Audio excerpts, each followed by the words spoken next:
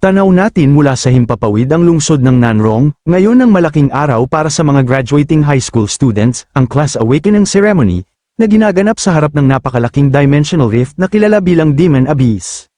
Sa loob ng school bus, mabigat ang tensyon, lahat ng estudyante ay iisa ang pinag-uusapan at sabik na malaman kung anong klase ang ma-awaken sa kanila ngayong araw. Sa gitna ng ingay, biglang napadilat si Jian Yang, litong-lito at takot na para bang kagigising lamang niya mula sa isang bangungot. Napalingon-lingon siya at nakilala ang bus pati ang kanyang mga kaklase.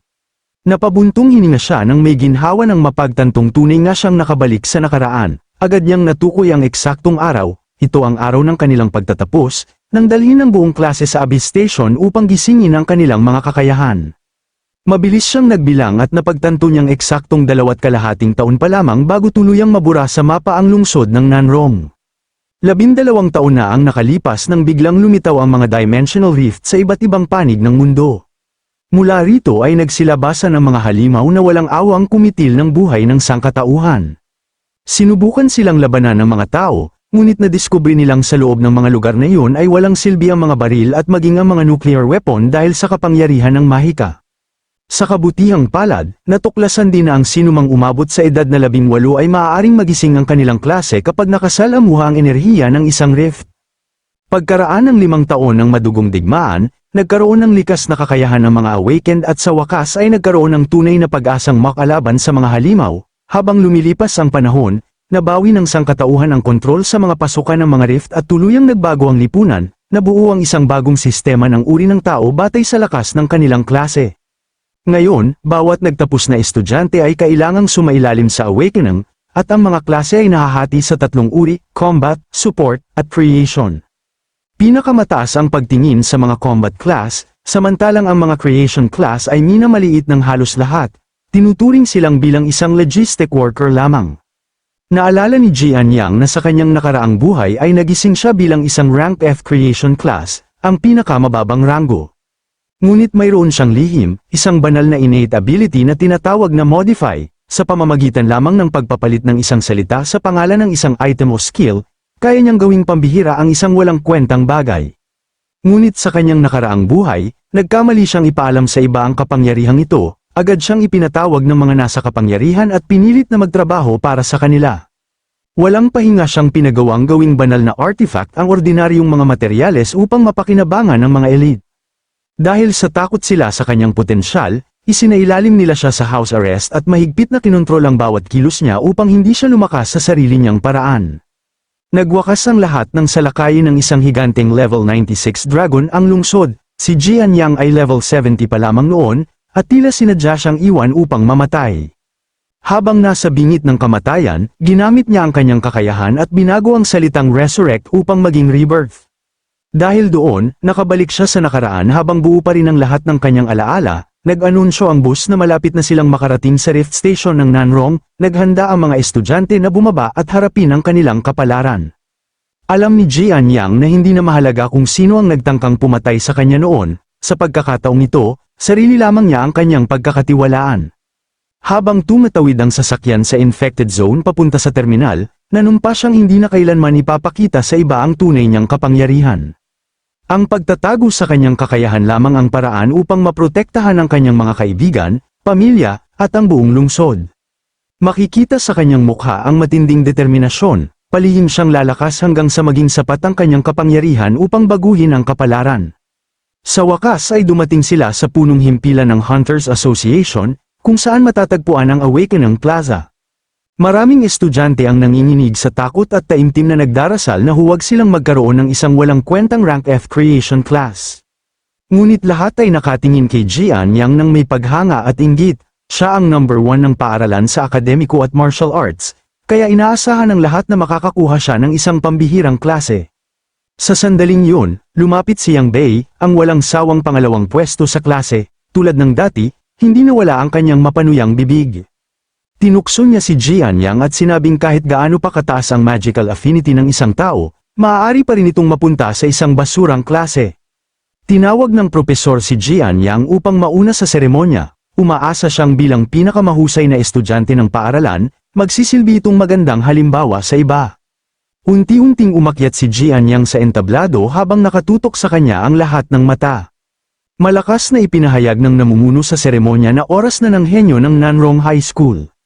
Tahimik na lumakad si Jian Yang papunta sa gitna ng plataporma. Napakalaki ng pressure, ngunit nanatili siyang kalmado, hindi tulad ng iba na puno ng pag-asa at kaba, matagal na niyang alam ang magiging resulta.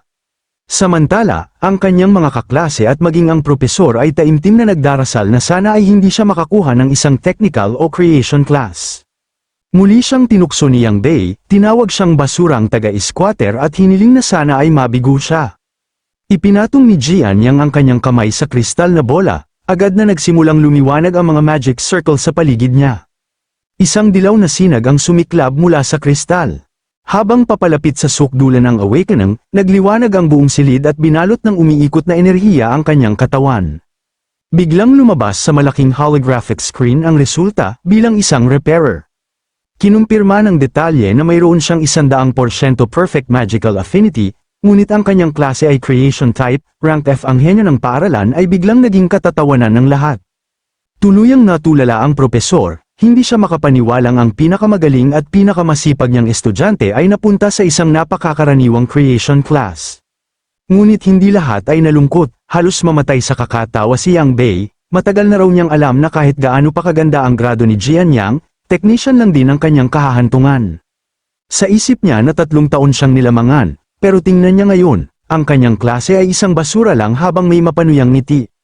Sinubukan naman ng isa pang instructor na pag-aani ng sitwasyon. Aniya, hindi naman daw masama ang maging repairer dahil maaari pa rin siyang magbukas ng sariling shop at kumita sa pag-aayos ng kagamitan ng mga tunay na mandirigma. Ngunit biglang muling nagliwanag ang kristal, ngayon ay kulay bughaw, nakapirmi pa rin ang kamay ni Jian Yang rito, at tila hindi pa tapos ang proseso. Nagulat ang propesor nang muling magliwanag at mag-react ang awakening crystal, agad niyang naisip na maaaring magising si Jiang Yang bilang isang dual class. Hindi makapaniwala ang propesor. Napakabihira ng dual class awakening, isang pambihirang pangyayaring nangyayari lamang sa iilang henyo na nakatakdang maging kabilang sa pinakamakapangyarihan, dahil dito, napuno ng pag-asa ang kanyang puso.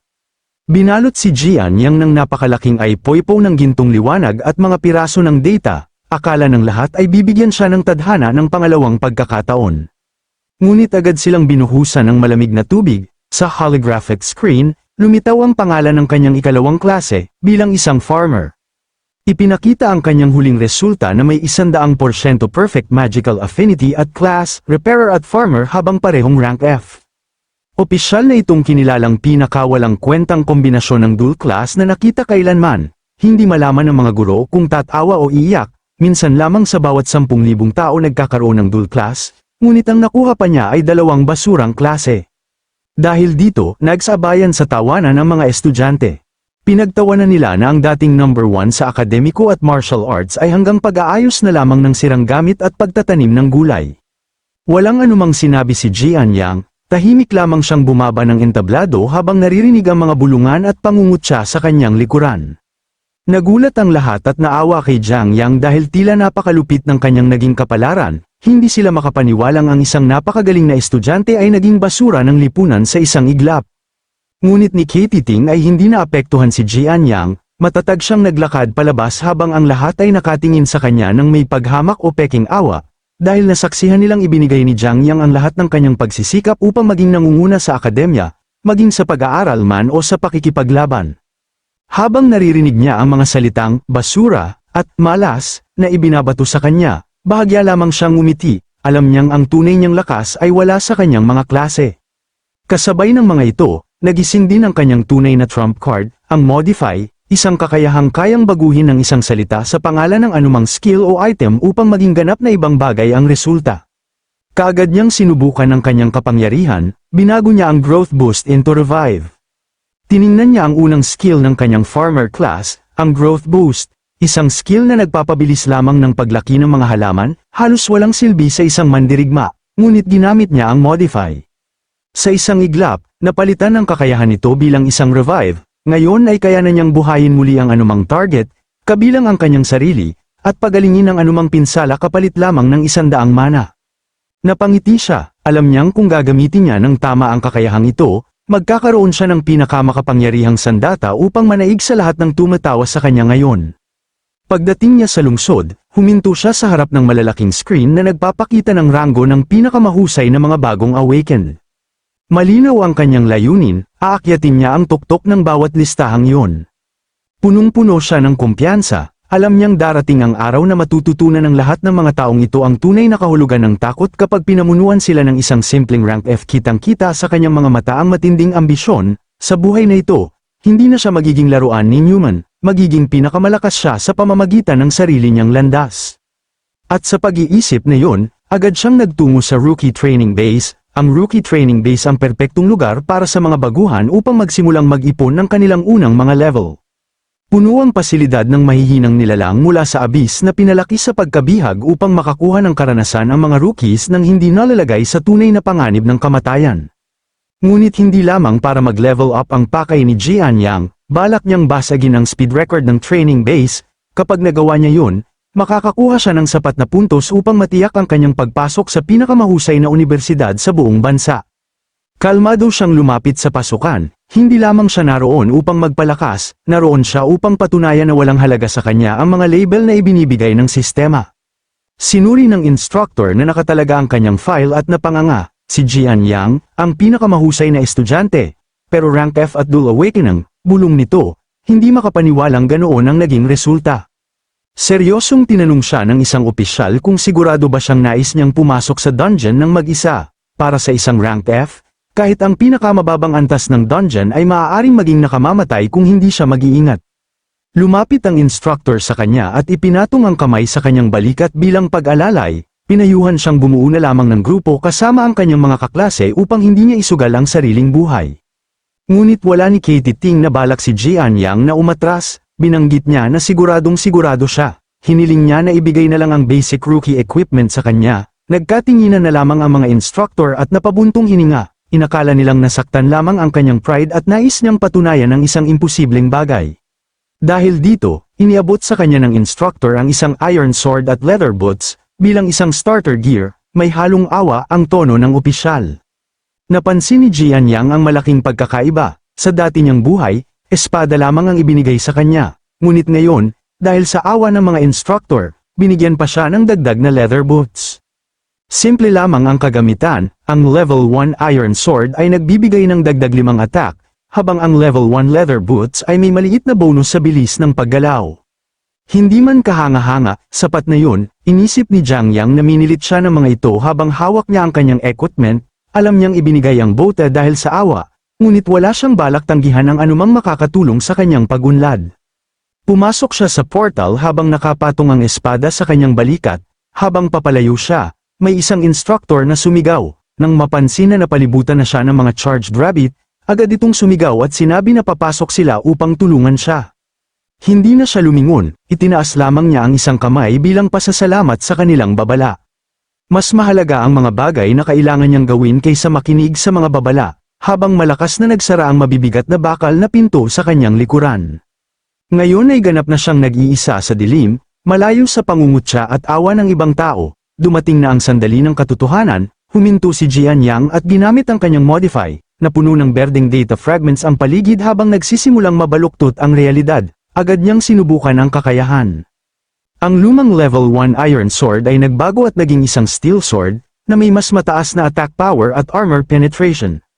Hindi pa siya tumigil, binago rin niya ang ordinaryong leather boots, sa isang iglap, naging wind boots ang mga ito at malaki ang itinaas ng kanyang bilis at leksi. Kaya pa nga niyang gawing banal o mahiwagang espada ito ngayon mismo, naisip niya habang pinagmamasdan ang makinang na talam. Ngunit naalala niyang maraming surveillance camera sa buong training base. Mas mabuting huwag muna siyang maging kapansin-pansin upang hindi magdulot ng hinala. Alam na alam niya ang mangyayari kapag masyadong maagang ipinakita ang kanyang tunay na talento. Muling bumalik sa kanyang alaala ang mga pagtataksil at kasakiman ng mga taong pumaligid sa kanya sa nakaraang buhay. Bagamat simpleng level 1 equipment lamang ito, higit pa yun sa sapat para sa plano niyang malawakang pag-level up. Maayos ang pagkakahati ng training field, may basic zone para sa mga baguhan.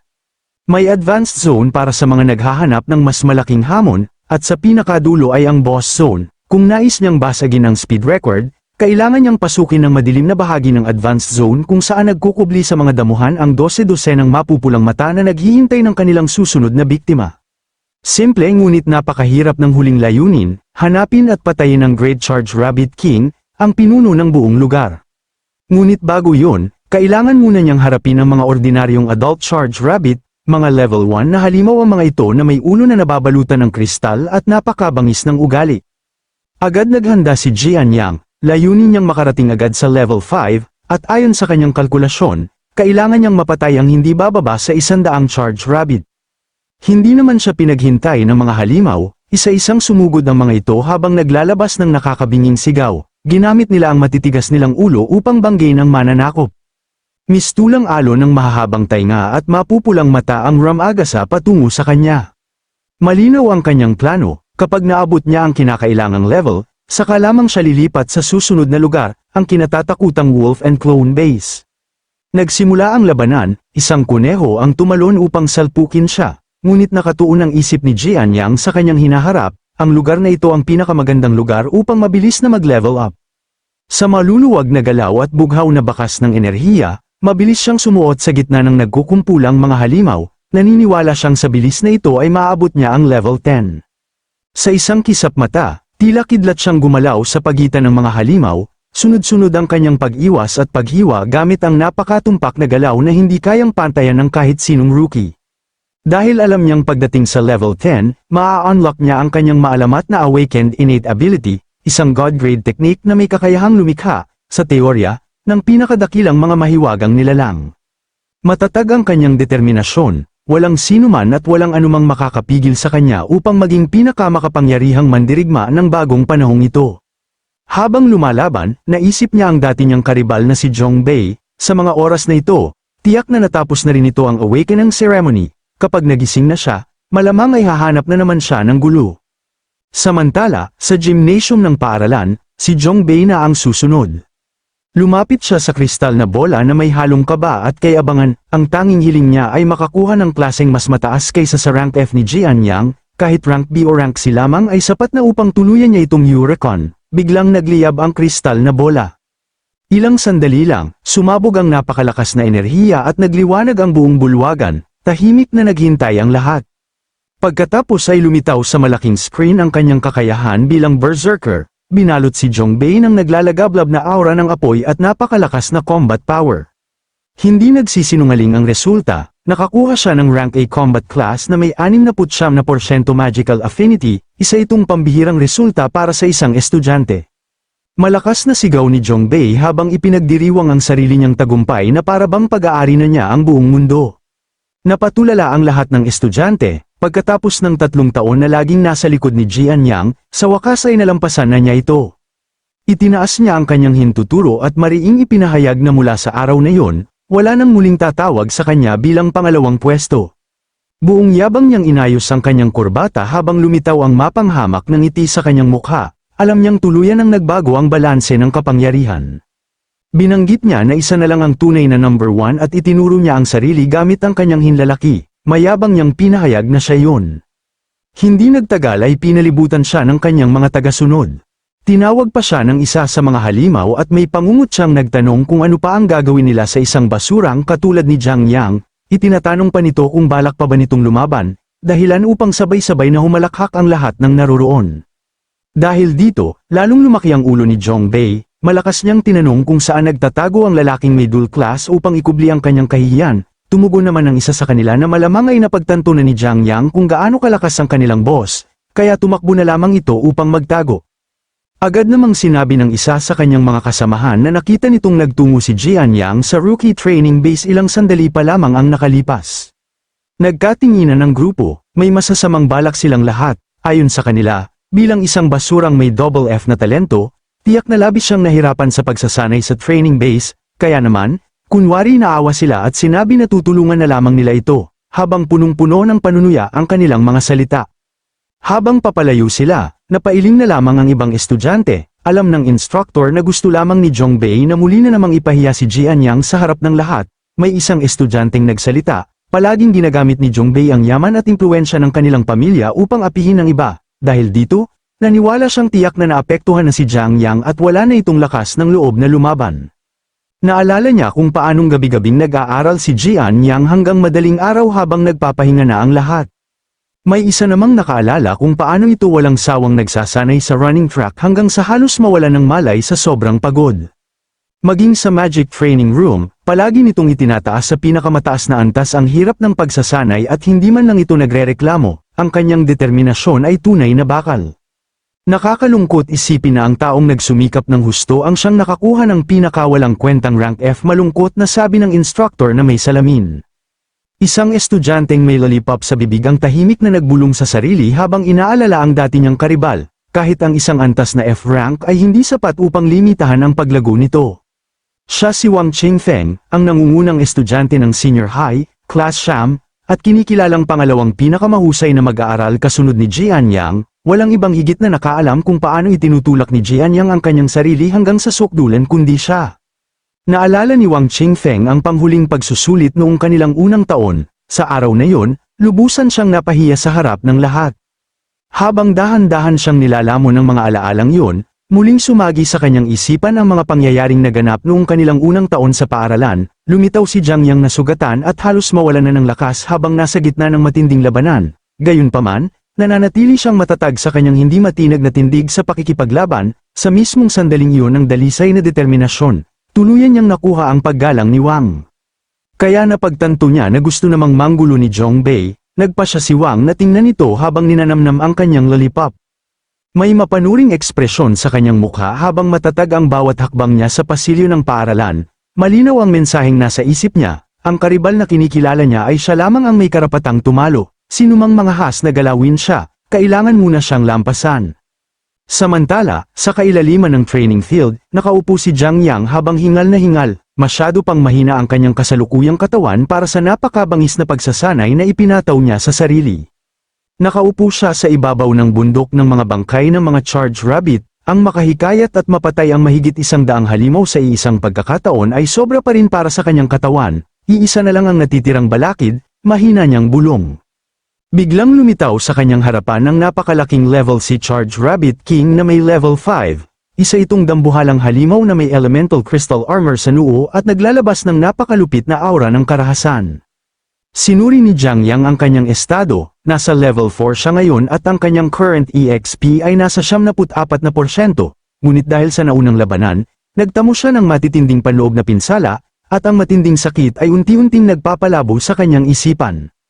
Sa pinakamasamang pagkakataon, hindi na siya binigyan ng oras ng Rabbit King upang makabawi, ibinaba nito ang ulo habang nagtitipo ng napakalakas na pisikal na enerhiya sa malaking kulay kahel na kristal sa noo nito. Inilunsad ng boss ang huling pag-atake, sa nakabubulag na bilis, naging isa itong nagliliparang bala sa bilis habang sumusugod patungo sa ating bida.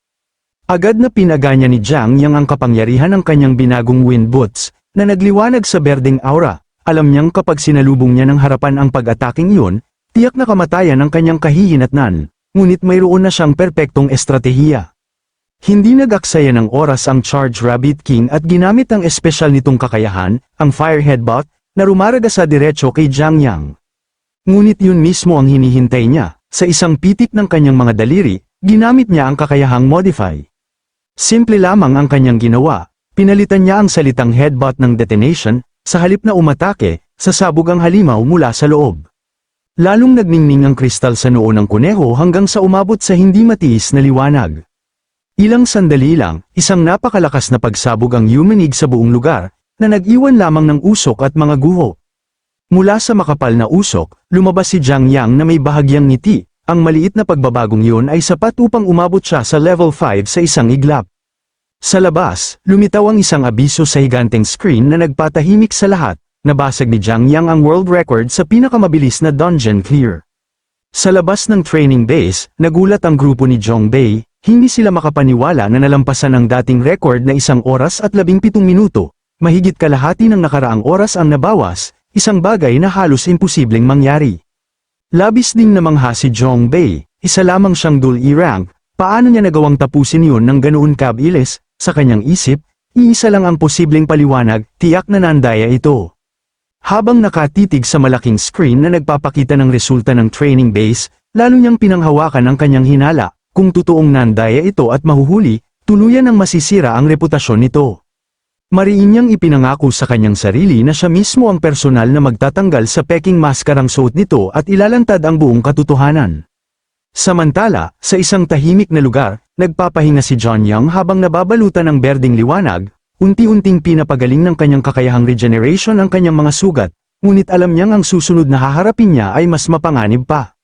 Naalala niya ng malinaw ang Cyclone Wolf King, isang boss na nagdulot sa kanya ng napakaraming problema noong nakaraan niyang buhay. Tumayo siya at mahigpit na hinawakan ang kanyang espada. Panahon na para singilin ang mga lumang utang, kalma siyang naglakad na parabang namamasyal lamang, kahit alam niyang napakalaking panganib ang naghihintay sa unahan.